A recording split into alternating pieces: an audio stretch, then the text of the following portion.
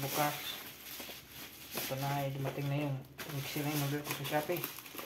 Yan o. Tingnan natin kung ito ang condition. Pag hindi ito gumagana, isasuli ito sa dryer.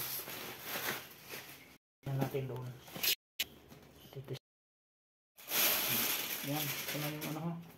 Kompleto yan. Ayan na transformer niya. Yung unit. Testing natin doon. Transformer niya.